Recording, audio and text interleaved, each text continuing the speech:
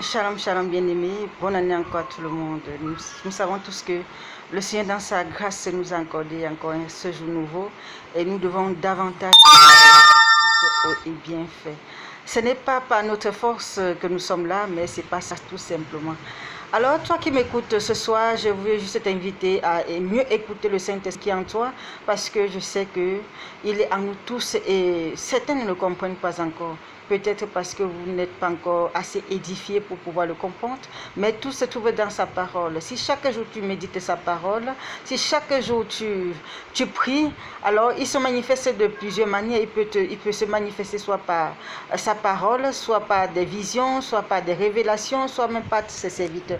Alors toi qui m'écoutes, je vais tout simplement te dire que tu es un élu de Dieu et ne laisse pas son appel en toi passer inaperçu. Parfois, tu fais des choses, ça ne marche pas, tu tournes en rond, tout simplement parce que tu ne comprends pas que tu n'es pas à ta place indiquée, mais je vais tout simplement dire que le Seigneur peut être en train de te parler et que tu ne comprends pas. Il peut te dire que tu n'es pas où tu es censé être. Et tu ne comprends pas, et il se manifeste autrement, tu tournes en rond, tu perds tout le temps, mais il te dit encore aujourd'hui, il est celui qui rachète le temps.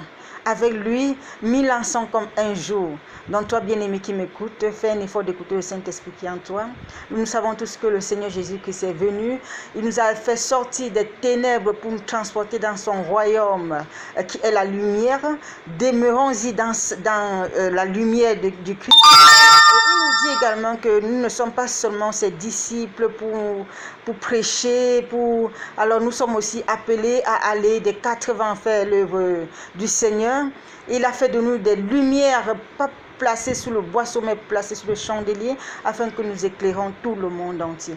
Alors bien-aimés, n'hésite pas de méditer davantage la parole de Dieu, parce que nous savons qu'il nous dit encore dans sa parole, dans 1 Jean 12, que... dans Jean 1, verset 12, qu'il a encore parole faite chair. Ça veut dire quoi, bien-aimé? Tout simplement que nous pouvons comprendre le Seigneur également au travers de sa parole. Il a dit, nous ne serons pas orphelins, il nous envoie son esprit, afin que son esprit en nous continue son œuvre, continue de manifester, de nous parler, et nous savons que son esprit en nous est là pour nous convaincre du péché, de nous convaincre de la justice et du jugement. Alors toi, bien-aimé qui m'écoute, voilà, je t'invite à lire la parole de Dieu. Je t'invite à écouter le Saint-Esprit qui est en toi, afin qu'il te révèle beaucoup de choses. Il a dit qu'il donnera les jeunes gens, hommes comme femmes, ils auront des visions. Alors cette vision que le Seigneur te montre, ce n'est pas en vain, mais c'est pour quelque chose.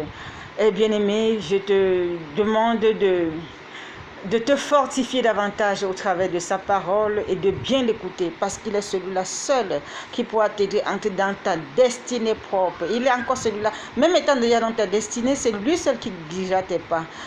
Je vous salue encore, bien aimé. Bonsoir à tous.